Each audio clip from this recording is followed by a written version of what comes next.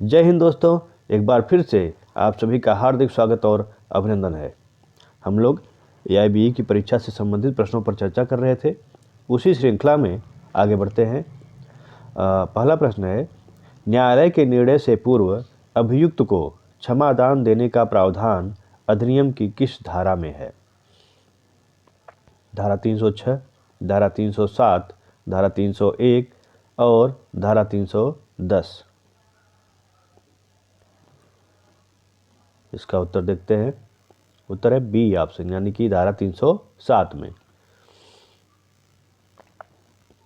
दंड प्रक्रिया संहिता की किस धारा के अधीन न्यायालय को किसी भी व्यक्ति को साक्षी के रूप में समन करने का विवेकाधिकार है?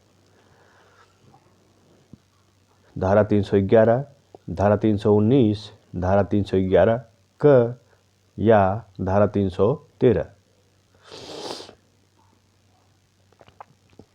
उत्तर है इसका ए ऑप्शन, यानी कि धारा 311। दंड प्रक्रिया संहिता की किस धारा के अंतर्गत अभियुक्त स्वयं को एक सक्षम साक्षी के रूप में प्रस्तुत कर सकता है? धारा 312 में, धारा 313, धारा 314 या धारा 315? अभियुक्त स्वयं को एक सक्षम साक्षी के रूप में प्रस्तुत कर सकता है किस धारा के अंतर्गत? उत्तर है डी ऑप्शन, यानी कि धारा 315 के अंतर्गत। आपराधिक प्रक्रिया संहिता की निम्न में से किस धारा में अपराधों के समन कंपाउंडिंग का प्रावधान है? धारा 420, धारा 320, धारा 482 या धारा 395? अपराधों के समन का प्रावधान किस धारा में है? उत्तर देखते हैं इसका बी ऑप्शन, यानी कि धारा 320 में। कौन से अपराधों में पक्षकारों के मध्य समझौता हो सकता है? जमानतीय, असंज्ञेय, समन योग्य या असम्य? कौन से अपराधों में पक्षकारों के मध्य समझौता हो सकता है? 4 ऑप्शंस हैं। उत्तर है इसका सी, यानी कि समन योग्य अपराधों में पक्षकारों के मध्य समझौता हो सकता है। समनीय तथा असमनीय अपराधों का वर्गीकरण दंड प्रक्रिया संहिता के अंतर्गत है?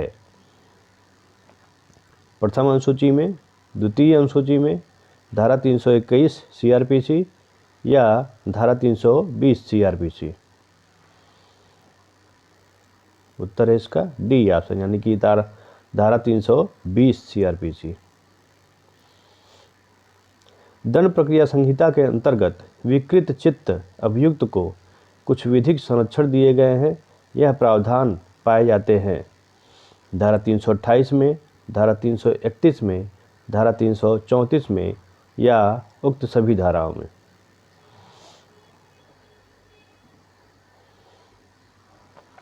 उत्तर देखते हैं इसका डी ऑप्शन, यानी कि उक्त सभी धाराओं में, यानी कि धारा 328 में भी, धारा 331 में भी और धारा 334 में भी।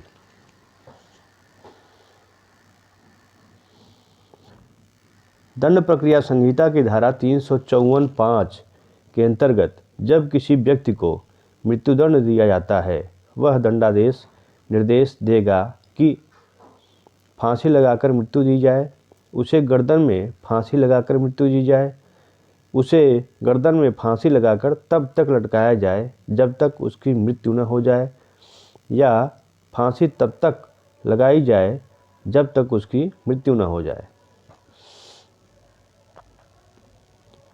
इसका उत्तर है सी ऑप्शन, यानी कि उसे गर्दन में फांसी लगाकर तब तक लटकाया जाए जब तक उसकी मृत्यु न हो जाए। आगे बढ़ते हैं। दंड प्रक्रिया संहिता 1973 की धारा 357 क को अंतः स्थापित किया गया था। आपराधिक विधि संशोधन अधिनियम किसके द्वारा?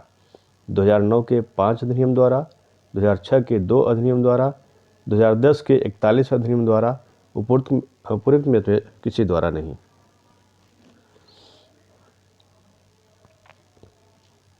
उत्तर देखते हैं इसका।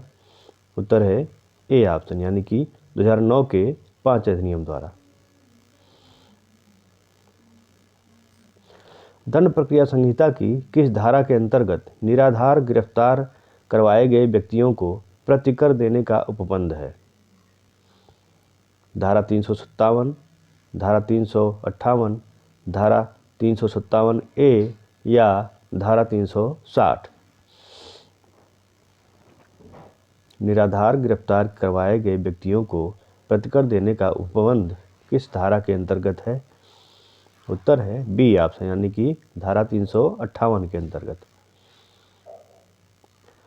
दंड प्रक्रिया संहिता की कौन सी धारा यह उपबंध करती है कि सत्र न्यायालय द्वारा पारित मृत्यु दंडादेश को निष्पादित करने से पूर्व उच्च न्यायालय द्वारा पुष्टि आवश्यक है?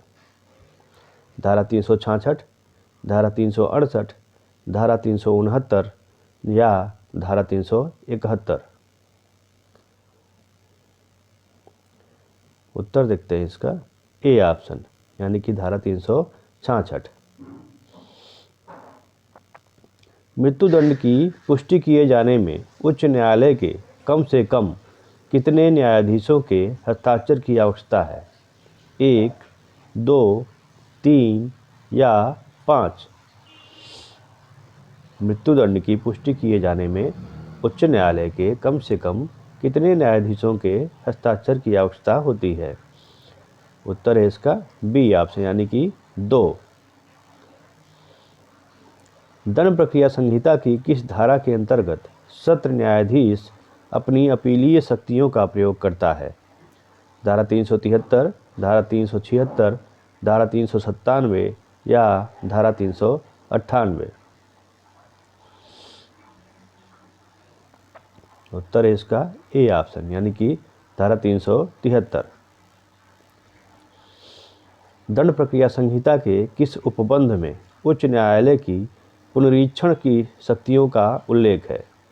धारा 398, धारा 399, धारा 400 या धारा 401?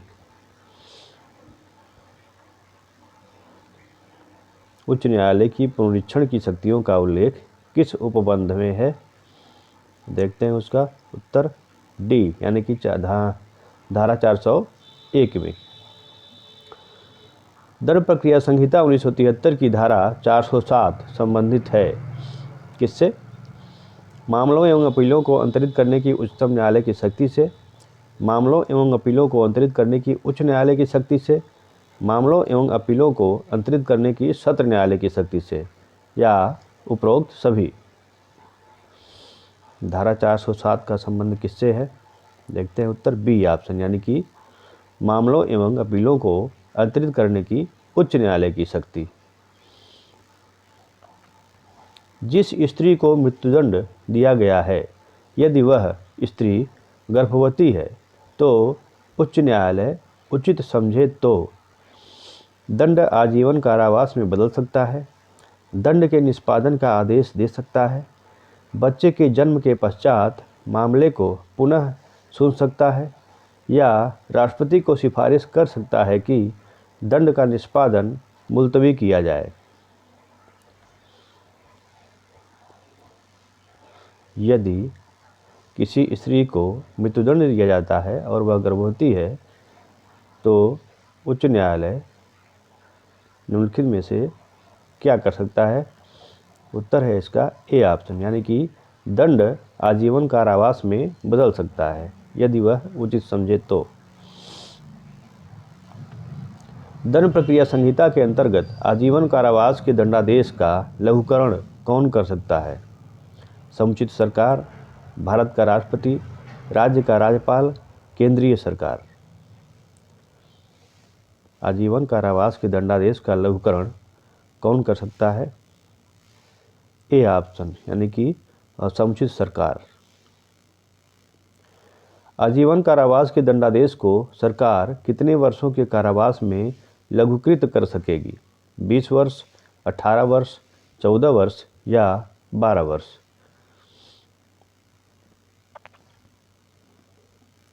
उत्तर है इसका सी ऑप्शन, यानी कि 14 वर्ष। धारा 436A दंड प्रक्रिया संहिता 1973 संबंधित है। अजमानती अपराध के मामले में जमानत, अग्रिम जमानत, विचाराधीन कैदी को निरुद्ध रखने की अवधि उपरोक्त में से कोई नहीं। धारा 436A किससे संबंधित है? उत्तर है इसका सी ऑप्शन, यानी कि विचाराधीन कैदी को निरुद्ध रखने की अवधि से। निम्न में से दंड प्रक्रिया संहिता की किस धारा में अग्रिम जमानत की व्यवस्था है?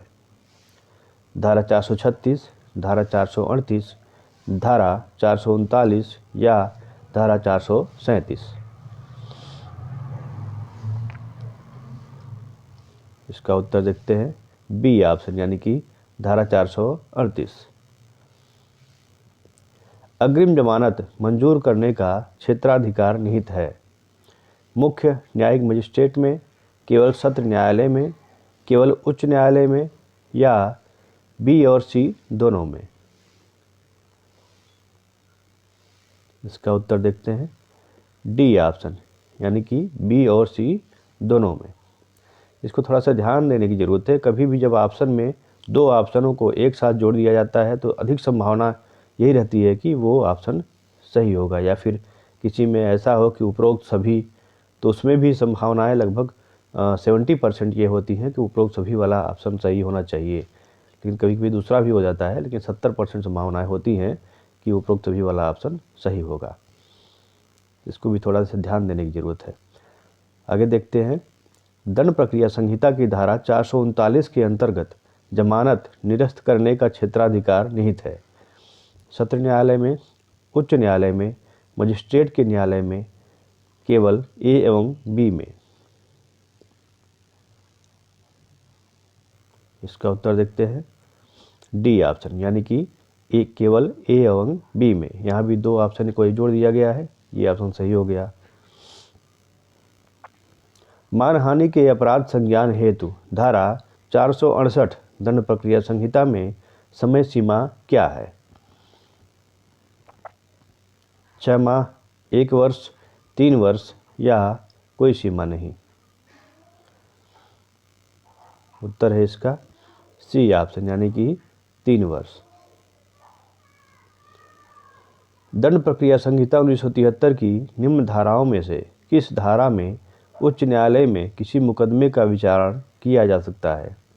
धारा 407 के अंतर्गत, धारा 474 के अंतर्गत, धारा 483 के अंतर्गत या उच्च न्यायालय के समक्ष विचारण नहीं होता?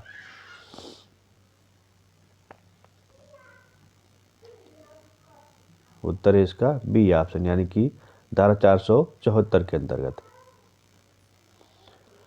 दंड प्रक्रिया संहिता की किस धारा के अंतर्गत उच्च न्यायालय द्वारा अंतर्निहित शक्तियों का प्रयोग किया जा सकता है? धारा 482, धारा 483, धारा 484 या धारा 480? उत्तर देखते हैं इसका ए ऑप्शन, यानी कि धारा 482। दीना बनाम भारत संघ का वाद संबंधित है किससे?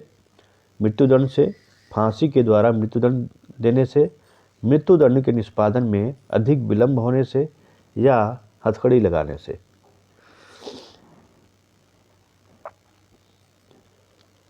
इसका उत्तर देखते हैं बी ऑप्शन, यानी कि फांसी के द्वारा मृत्युदंड देने से।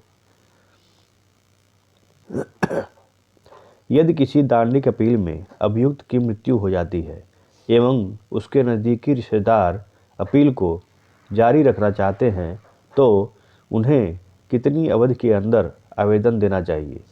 4 महीने, 3 महीने, 60 दिन या 30 दिन? उत्तर है इसका डी ऑप्शन, यानी कि 30 दिन के भीतर। ये थे कुछ प्रश्न। आगे फिर से एक नए वीडियो के साथ उपस्थित होंगे। जय हिंद।